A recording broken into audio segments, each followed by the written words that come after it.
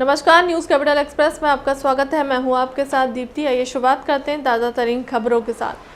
Bhopal gas त्रासदी को आज 37 वर्ष हो चुके हैं, लेकिन आज भी किसी भी दोषी को ना ही सजा मिली है और ना ही पीड़ितों का उपचार हुआ है। त्रासदी के कारण कैंसर, किडनी आदि गंभीर बीमारियों के मामले विकराल रूप ले रहे हैं, जिसका उचित और प्रभावी उपचार स्थानीय गैस राहत अस्पताल में मुहैया नहीं है। इसी के चलते राजधानी भोपाल में इंडियन कॉफी हाउस पर गैस पीड़ित महिला उद्योग संगठन के पदाधिकारियों द्वारा प्रेस वार्ता का आयोजन किया गया, जिसमें उन्होंने बताया कि पीड़ित महिला उद्योग संगठन स्थानीय नेताओं से लेकर प्रधानमंत्री तक गुहार लगा चुके हैं, लेकिन इसका कोई निष्कर्ष नहीं निकला।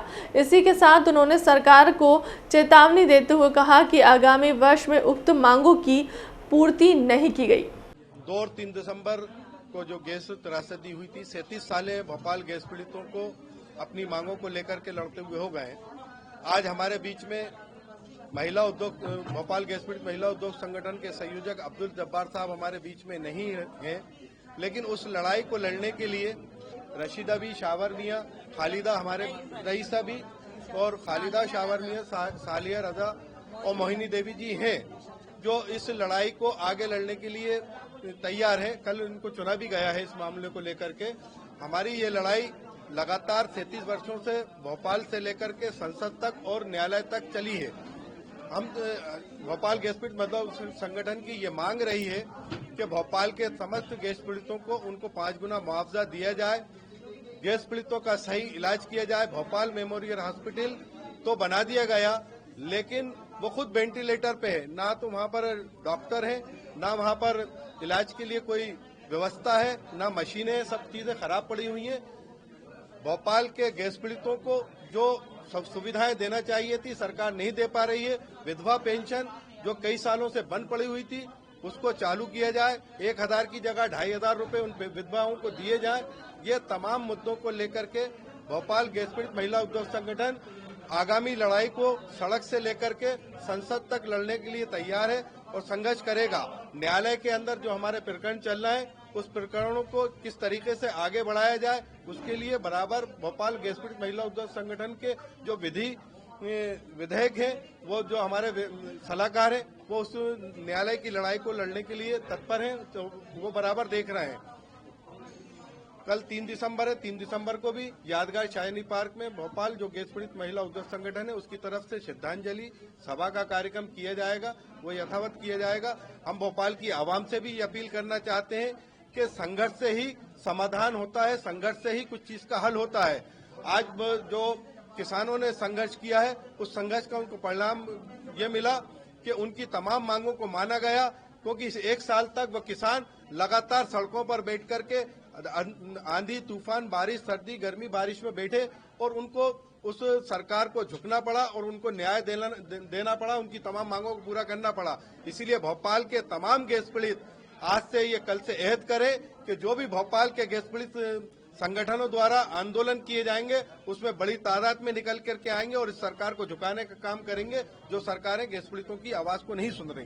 कोरोना के खतरे को देखते हुए सरकार स्वास्थ्य सेवाओं की उपलब्धता पर श्वेत पत्र जारी करे। अजय सिंह यादव, मध्य प्रदेश में जिस तरह से कोरोना संक्रमण के मामले बढ़ रहे हैं, आम जनता में बेचैनी की हालत है, क्योंकि जिस तरह से कोविड की दूसरी और पहली लहर में स्वास्थ्य सेवाओं के अभाव में लाखों लोगों को अपनी जान गंवानी पड़ी। जनमानस में एक घबराहट, बेचैनी स्वाभाविक है। ऐसे में हम प्रदेश सरकार से मांग करते हैं कि कोरोना से बचाव के लिए प्रदेश में किस तरह की स्वास्थ्य सेवाएं उपलब्ध हैं। ऑक्सीजन की उपलब्धता, आईसीयू की उपलब्धता, वेंटिलेटर की उपलब्धता, ऑक्सीजन न बेड की उपलब्धता, कोरोना में काम आने वाली दवाई और इंजेक्शन की उपलब्धता, इस पर सरकार श्वेत पत्र जारी करे। मध्य प्रदेश में जिस तरह से कोरोना संक्रमण के मामले बढ़ रहे हैं, आम जनता में बेचैनी की हालत है, क्योंकि जिस तरह से कोविड की दूसरी और पहली लहर में स्वास्थ्य सेवाओं के अभाव में लाखों लोगों को अपनी जान गंवानी पड़ी।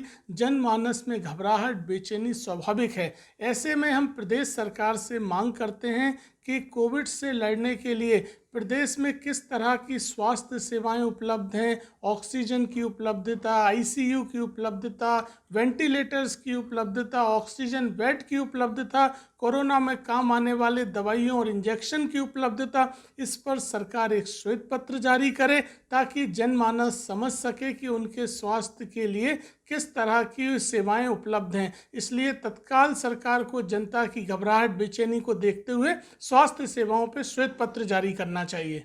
भोपाल के नरेला क्षेत्र अशोका गार्डन के एकतापुरी दशहरा मैदान में लगेगा निशुल्क चिकित्सा शिविर। 3 दिसंबर से 5 दिसंबर तक चलेगा शिविर। मंत्री विश्वास सारंग ने लिया तैयारियों का जायजा। मंत्री विश्वास सारंग का बयान। चिकित्सा शिविर का शुभारंभ राज्यपाल और विधानसभा अध्यक्ष करेंगे। शिविर में सभी तरह की स्वास्थ्य जांच निशुल्क की जाएगी। शिविर में देश के अलग अलग हिस्सों से डॉक्टर हो रहे हैं शामिल। कोरोना को लेकर बयान। कोरोना प्रोटोकॉल का सभी ध्यान रखें। सीएम नहीं चाहते कि लॉकडाउन की स्थिति बने। 25 दिसंबर तक दोनों डोज का टारगेट पूरा करेंगे।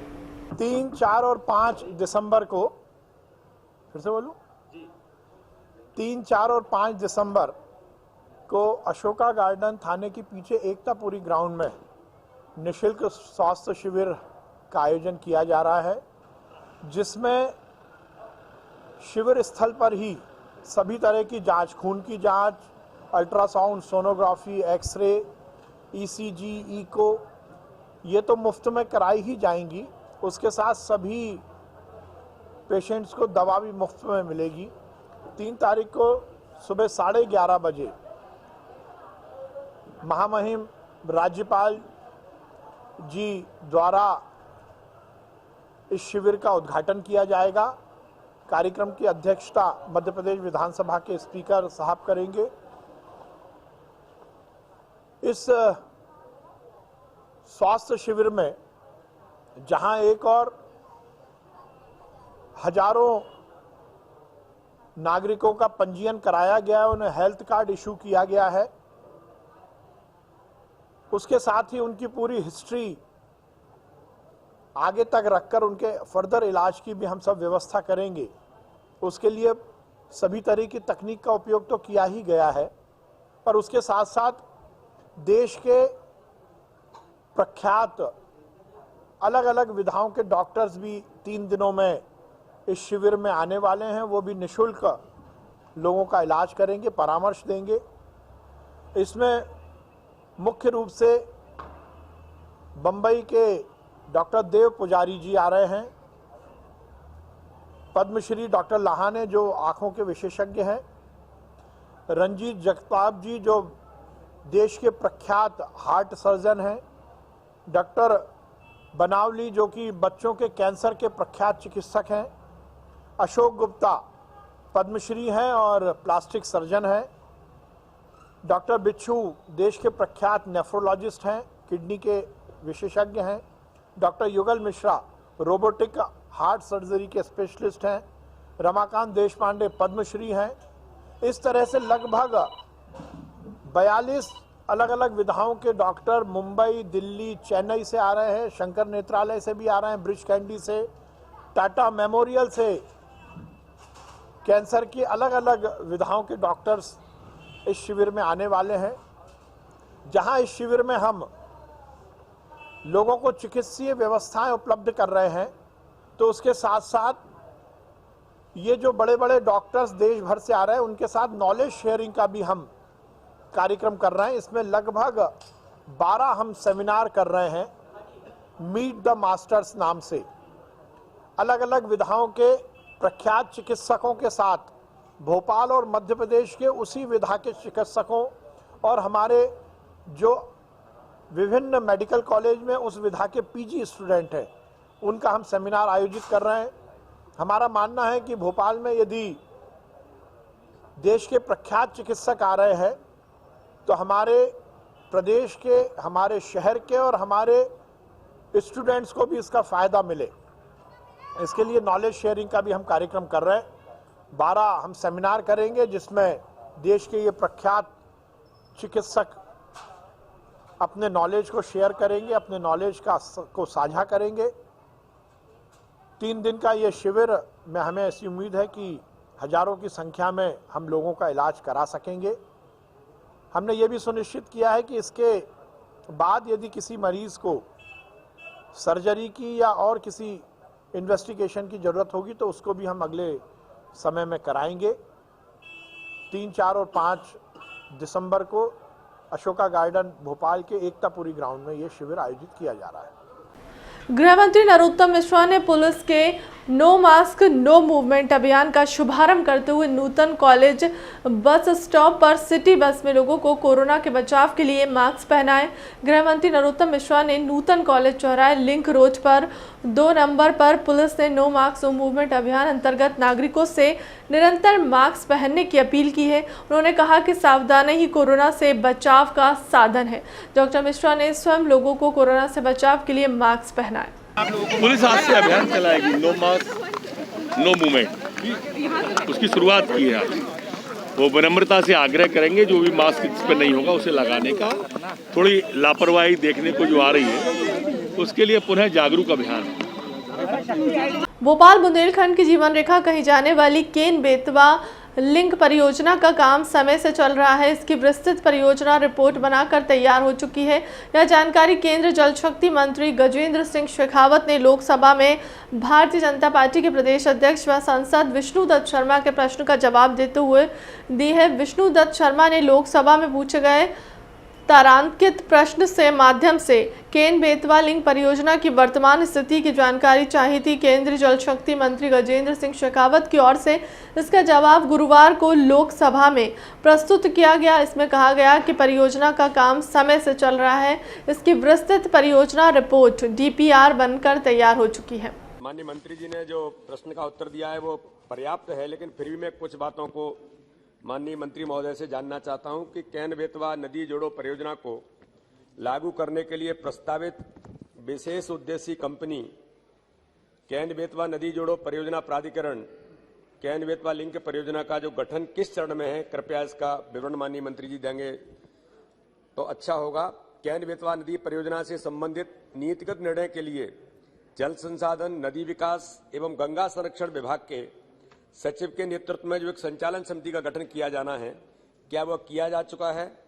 साथ में ही केन बेतवा नदी जोड़ो परियोजना के लिए वित्त पोषण संबंधी व्यवस्था अगर पूरी कर ली गई है तो कृपया इसका विवरण माननीय मंत्री जी से मैं चाहता हूं।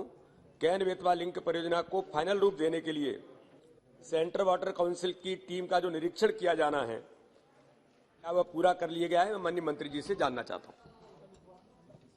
माननीय अध्यक्ष महोदय, मैं माननीय सदस्य का धन्यवाद करना चाहता हूं कि उन्होंने केन बेतवा नदी जोड़ने की परियोजना के विषय में जो निर्णय माननीय प्रधानमंत्री जी के नेतृत्व में लिया गया है उसका स्वागत किया है। धन्यवाद दिया। माननीय सभापति महोदय, माननीय सदस्य ने 4-5 प्रश्न एक साथ पूछे। मैं इन सबको जाति जोड़ करके एक ही साथ में प्रश्न का उत्तर करना चाहता हूं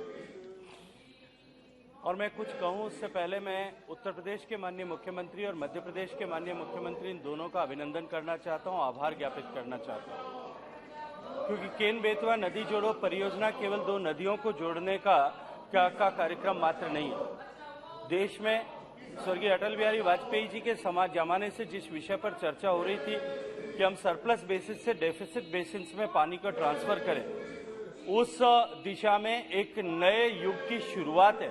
और 22 मार्च 2021 को माननीय प्रधानमंत्री जी के गरिमामयी उपस्थिति में माननीय देश की सरकार और दोनों प्रदेशों की सरकार के बीच में इस पर समझौता हस्ताक्षरित हो चुका है। PIB की अप्रूवल जो है उसके लिए मिल चुकी है। इन्वेस्टमेंट क्लियरेंस मिलने के बाद में अब ये कैबिनेट के पास में विचाराधीन है। एक बार कैबिनेट की अप्रूवल होने के बाद में जो सारे विषय माननीय सदस्य ने अभी रेज किए हैं उन सब विषयों पर कार्रवाई होगी, लेकिन मैं विश्वास के साथ में ये बात। गैस त्रासदी को आज लगभग 37 वर्ष हो चुके हैं। सर्वप्रथम मैं सभी गैस पीड़ित परिवार को भावपूर्ण श्रद्धांजलि व्यक्त करता हूं। मीडिया से चर्चा में बताया गया कि 37 वर्ष में हजारों मौतें हुई, लाखों बीमार हुए। आज भी गैस पीड़ितों का इलाज जारी है। सालों में एक बार गैस पीड़ितों को प्रदेश के मुख्यमंत्री प्रशासन श्रद्धांजलि देने 10 मिनट में आ जाते हैं और गैस पीड़ितों के बारे में बात करते हैं और भूल जाते हैं। का सिलसिला 37 वर्षों से चला आ रहा है। गैस पीड़ितों को 37 वर्षों से कभी इलाज के नाम पर, कभी मुआवजे के नाम पर गैस पीड़ितों को ठगा जाता है। आज भी गैस पीड़ित अस्पतालों की चोट पर दम तोड़ रहे हैं। इलाज के अभाव में मौतों का सिलसिला अभी भी जारी है। गैस पीड़ितों के पैसों से बना भोपाल मेमोरियल अस्पताल के अधिकांश डिपार्टमेंट बंद पड़े हैं। गैस पीड़ितों को बगैर इलाज के भगा दिया जाता है। शासन से आम भारतीय जनता पार्टी मांग करती है कि उचित मुआवजा मिले। धारा शर्मा, आम भारतीय पार्टी प्रदेश अध्यक्ष मध्य प्रदेश। गैस पीड़ितों की और श्रद्धांजलि में तस्वीर क्या संदेश है? आज 37 वर्ष हो चुके। आज आम भारतीय पार्टी के परिवार की ओर से उन सभी लोगों को भावभीनी श्रद्धांजलि अर्पित करता हूं और सरकार से मांग करता हूं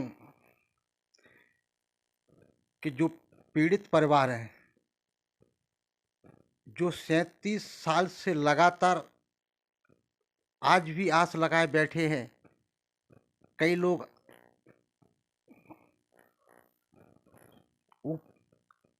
आस लगा कर इस दुनिया से चले गए। आज उनके बच्चे बेरोजगार घूम रहे हैं और बीमारी से जूझ रहे हैं।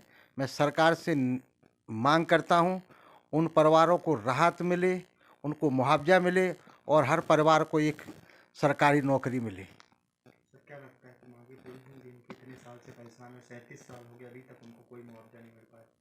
अभी तक जो साल में एक बार चाहे कांग्रेस हो या भाजपा के जो मुख्यमंत्री आते जाते रहे, साल में एक बार जाते हैं, श्रद्धांजलि दी और झूठे घड़ियालू आंसू बहाकर झूठे आश्वासन देकर चले जाते हैं, लेकिन आज तक उन तन कोई भी ऐसा कदम नहीं उठाया जिससे उन्हें राहत मिली हो।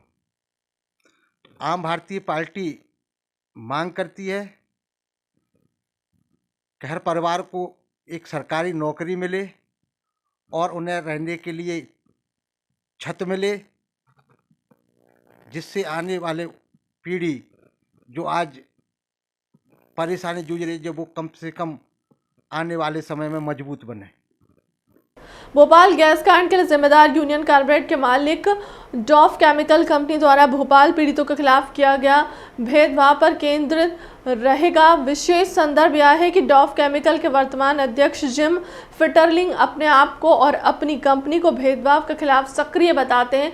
2014 में फिटरलिंग के सैम लैंगिंग के तौर पर सार्वजनिक रूप से सामने आए। 2018 में अमेरिका की इनवॉइस संस्था LGBT ने उन्हें बिजनेस में विशेष ख्याति के अवार्ड में पुरस्कृत किया था।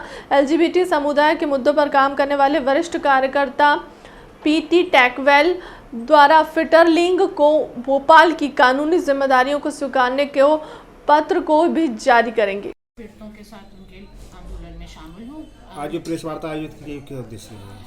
भोपाल गैस कांड की 37वीं बरसी पर यूनियन कार्बाइड हादसे के पीड़ित आज मध्य प्रदेश सरकार और केंद्र सरकार से पूछ रहे हैं और वो पूरी दुनिया को भी बता रहे हैं कि 37 साल बाद भी उनको इंसाफ और इज्जत की ज़िंदगी उनकी सरकारें मुहैया नहीं करा पाई हैं। और उसका मुख्य कारण यही है क्योंकि कंपनियों के साथ, बहुराष्ट्रीय अमेरिकी कंपनियों के साथ उनकी साठगांठ आज भी जारी है।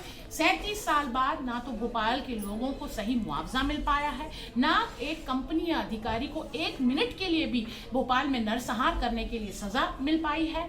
यूनियन कार्बाइड के आसपास के क्षेत्र में जहरीला कचरा फैला हुआ है, जिसकी वजह से 3.5 किलोमीटर तक का भूजल प्रदूषित हुआ है। यहाँ पर ऐसे रसायन पाए गए हैं जिनकी विषाक्तता 100 सालों तक रहती है और वो बच्चों के अंदर जन्मजात विकृतियाँ पैदा करते हैं, इंसान इंसानों के शरीर पे, फेफड़े पे, जिगर पे, मस्तिष्क को नुकसान पहुंचाते हैं। इस जहरीले कचरे को साफ करना तो दूर, आज तक मध्य प्रदेश सरकार ने इन कंपनियों डाव केमिकल और यूनियन कार्बाइड के खिलाफ मुकदमा नहीं ठोका है कि लोगों को सही मुआवजा दिया जाए और यहाँ की सफाई कराई जाए। स्मारक की घोषणाएं की गई, वह मुख्यमंत्री जी को ये मालूम नहीं कि सिर्फ स्मारक बना देने से जहर की सफाई नहीं हो जाएगी, और 350 मीट्रिक टन जिसकी सफाई की बात हो रही है वो तो पूरे कचरे का 2% हिस्सा भी नहीं है। और यहाँ पर वैज्ञानिक सबूत है इस बात के कि गैस पीड़ितों को जन्मे बच्चे, गैस हादसे के बाद पीड़ितों को जन्मे बच्चों के अंदर बढ़त की कमी और जन्मजात विकृतियां पाई गई हैं। ये अंतरराष्ट्रीय पत्रिकाओं में इसके शोध प्रकाशित हुए हैं। 2016 में ICMR की संस्था नीरे ने खुद पाया कि 7 गुना ज्यादा जन्मजात विकृति है उन गैस पीड़ित माओं के बच्चों में, और जब उनकी तुलना की जाए अपीड़ित माओं के बच्चों से, तो ऐसे रिजल्ट्स होने के बाद क्यों इन कंपनियों से इन बच्चों के लिए सही मुआवजा नहीं मांगा जा रहा है? जो बच्चे विकलांग पैदा हो रहे हैं उनके पुनर्वास और सम्मानजनक जिंदगी के लिए मुआवजा क्यों नहीं मांगा जा रहा है? मुआवजा तो दूर, हम ये देख रहे हैं कि हमारे प्रधानमंत्री जी जिस कंपनी के खिलाफ ये समन जारी हो रहे हैं कि वो भोपाल आए, भोपाल में हाजिर हो, और जो पिछले 6 साल से समन को दरकिनार कर रही है, हमारे प्रधानमंत्री जी उस कंपनी के अधिकारी को गले लगा रहे हैं, उन्हें पुरस्कृत कर रहे हैं, उन्हें भोज पे बुला रहे हैं। तो गैस पीड़ित क्या समझे कि हमारे प्रधानमंत्री किसके साथ हैं? अमेरिकी डाव केमिकल कंपनी के साथ या गैस पीड़ितों के साथ? क्या लगता है मैम आपको कि सरकारें आपके पक्ष में काम नहीं कर रही है, गैस पीड़ितों को न्याय नहीं करने दे रही है? बिल्कुल नहीं कर रही है, इसीलिए 10 नंबर मार्केट व्यापारी महासंघ द्वारा स्नेह मिलन समारोह और कार्यकारिणी की घोषणा संपन्न हुई। इस अवसर पर सभी व्यापारी बंधु उपस्थित हुए। अध्यक्ष आनंद सोनी, संरक्षक ओम प्रकाश साहू, कन्हैया लाल नेनानी, संजय सोनी, मनोज सीमित, मुरारी लाल, कलेजा किशन वाधवानी संजय संरक्षक के रूप में मनोनीत किए गए।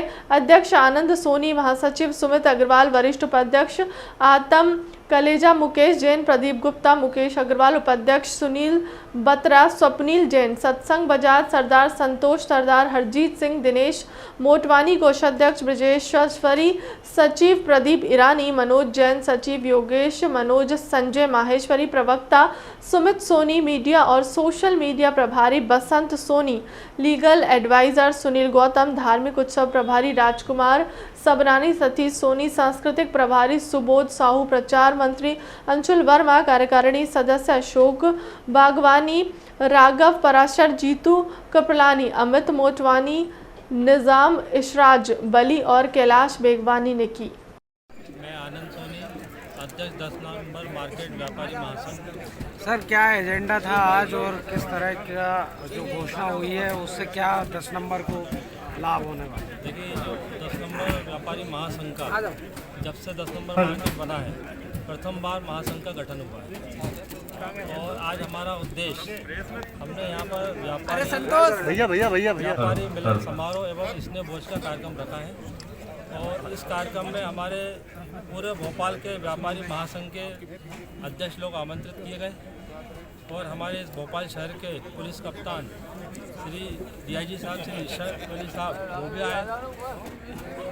और हमारा उद्देश्य जो महासंघ का गठन का है वो ये है कि हम इस मार्केट को व्यवस्थित सुविकसित कैसे करें, ग्राहकों को कैसी सुविधाएं दें, जो व्यापारी भाई है हमारा उसको क्या समस्या है उसको हल करें, इसके लिए हमने इसका गठन किया है। सर, जैसा कि अभी आपने कहा कि दिल्ली कनॉट पैलेस बनाया जाएगा 10 नंबर मार्केट को, ये सपना कब तक में साकार होगा और किस प्रकार से क्या रूपरेखा रहेगी? देखिए, हमारा सपना है, जिस सपने को हम लेके चल रहे हैं, और हम प्रयास करेंगे कि भोपाल के 10 नंबर मार्केट को दिल्ली के कनॉट पैलेस की मार्केट की तरह विकसित किया जाए। और इसको विकसित करने के लिए हम 10 नंबर को सबसे पहले तो हम सुरक्षा की दृष्टि से इसको कैमरे से लैस करेंगे, पार्किंग की सुव्यवस्थित व्यवस्था करेंगे, शासन प्रशासन से जनप्रतिनिधियों से मांग करेंगे कि यहाँ पर मल्टी लेवल पार्किंग लगाई जाए, पूरे 10 नंबर मार्केट में हाई मास्ट लाइट की व्यवस्था की जाए, बुजुर्गों, महिलाओं को, असहाय लोगों को बैठने के लिए बेंचें लगाई जाए, साफ़ सफाई का व्यवस्थित हो, पूरे 10 नंबर मार्केट में को हरा भरा रखें। आज हमने एक 10 नंबर मार्केट में सभी व्यापारी भाइयों ने एक शपथ और ली है कि हम पूरे 10 नंबर मार्केट के व्यापारी भाई पॉलीथीन का उपयोग नहीं करेंगे, जो पर्यावरण की दृष्टि से उसको काफ़ी नुकसान होता है। तीसरी चीज़ मैं एक चीज़ बोलना चाहता हूँ कि आज पूरा संसार और पूरा देश कोरोना महामारी से लड़ रहा है। उस कोरोना महामारी के लड़ते हुए आज हमारे 10 नंबर मार्केट में जितने भी व्यापारी भाई हैं और उनके सहयोगी जो है, जो सेल्समैन है या स्टाफ के लोग हैं, मैं ये बताता हूँ कि वो लोग सभी लोग 100% वो लोग 100% वैक्सीन लग चुकी है। तो यहाँ पर हमारे 10 नंबर मार्केट में आने वाले जो हमारे सम्मानीय ग्राहक हैं वो निश्चिंत होकर यहाँ आ सकते हैं, उसमें कोई दिक्कत नहीं। और हमारा प्रयास रहेगा जब हम यहाँ पर व्यवस्थित पार्किंग करेंगे, पानी की व्यवस्था करेंगे, साफ़ सफाई करेंगे, एक सुंदर मार्केट रहेगा, तो हमारे यहाँ वैसे भी ग्राहकी बढ़ेगी और सारे ग्राहक इस ओर आएंगे। सर, रेजिडेंशियल लोग आपत्ति उठाते हैं कि मार्केट का विस्तार हो रहा है, रेजिडेंशियल में कॉमर्शियल की परमिशन दी जा रही है, उसको कैसे सुलझाएंगे सर? देखिए सर, होता क्या है कि पहले यहाँ जंगल था, छोटा सा मार्केट बना और अब ये विस्तार ले रहा है एक बड़े मार्केट के रूप में। तो देखिए अब जब मेन रोड से जब जो जगह है जो हॉस्पिटल्स खुल रहे हैं सर, बायो टेररिज्म होता है, उसके लिए सर शासन प्रशासन से मांग करेंगे और उसकी व्यवस्था करेगा, सरकार व्यवस्था करेगी उसकी। और हमारा उद्देश्य ये है कि हमारे मार्केट का विकास हो। रही बात कि रेसिडेंशियल, देखिए जो मेन रोड पर है, आने वाला जो सरकार का मास्टर प्लान है वो उसमें ऑटोमेटिक सब जो मेन रोड की जो दुकानें हैं वो कमर्शियल हो जाएंगी। और जो आने वाला प्रस्तावित टाउन एंड कंट्री प्लानिंग का वो है मास्टर प्लान, उसमें आप देखिएगा बहुत विस्तार होगा और बहुत तेज़ी से 10 नंबर मार्केट बढ़ेगा। आपको क्या लगता है मास्टर प्लान लागू होगा? क्योंकि बरसों से ये मांग उठती आ रही है, आज तक वो लूप लाइन में ही। देखिए सर, हमारा भी शासन प्रशासन और जनप्रतिनिधि और मुख्यमंत्री महोदय से निवेदन करेंगे हम कि सर इसको अतिशीघ्र इसको लागू किया जाए, ताकि आज जो हमारे यहाँ पर जो मार्केट के निर्माण कार्य रुके हुए हैं उसको भी पूर्ण किया जाए और व्यवस्थित मार्केट हो। फिलहाल के लिए अब तक की खबरों में इतना ही। देश दुनिया की तमाम बड़ी खबरों के लिए बने रहे न्यूज़ कैपिटल एक्सप्रेस के साथ। नमस्कार।